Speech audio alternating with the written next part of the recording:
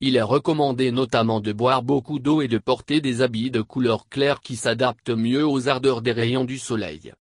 Alors que des pluies diluviennes s'annonçaient déjà au mois de février dernier, une saison sèche qui ne dit pas son nom est venue s'installer durablement au début du mois de mars et continue de produire ses effets néfastes sur les populations et sur l'environnement en général à Kinshasa et ses environs.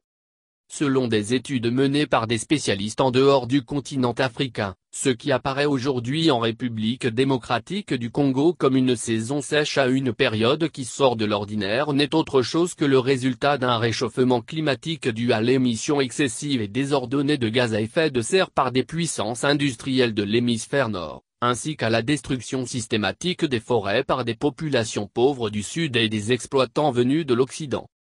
À Kinshasa, ville de la RDC située dans la partie fortement endommagée du bassin dit du Congo connu à travers le monde pour ses importantes réserves forestières et aquatiques, la température oscille parfois pendant le jour entre 30 et 40 degrés centigrades, pour une légère baisse qui varie entre 27 et 30 centigrades pendant la nuit. La part des pouvoirs publics et des populations. Dans cette mégalopole africaine où la végétation est plutôt rare et où le bétonnage tous azimuts dans la construction est devenu une règle, où la promiscuité ainsi que l'insalubrité se conjuguent au quotidien, le réchauffement climatique, tel qu'il est décrit par des spécialistes en la matière, devient de plus en plus inquiétant. On note en passant qu'à partir de certaines heures, il devient quasi impossible pour beaucoup d'individus de se déplacer à Kinshasa sous une chaleur d'enfer sans une protection appropriée. Les catégories de personnes concernées sont entre autres les personnes du troisième âge, les enfants, les malades identifiés comme tels, les malades qui s'ignorent, les travailleurs à ciel ouvert non autrement protégés, les vendeurs de pacotilles à la criée, les agents de surveillance, les agents chargés de l'ordre et de la sécurité publique tout comme d'autres demandeurs d'aumône.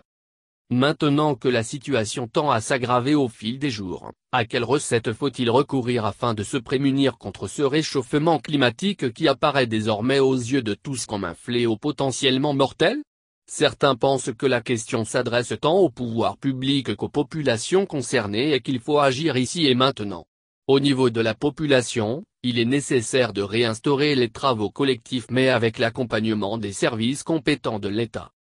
Il faut battre campagne au profit du port d'habits de couleur claire, qui s'adaptent mieux aux ardeurs des rayons du soleil, de la consommation d'eau en quantité comme en qualité et, enfin, pousser l'État à installer des points d'eau partout en vue de l'abreuvage volontaire des personnes qui se sentiraient dans un besoin urgent de rafraîchissement à Kinshasa ou ailleurs sur le territoire de la République.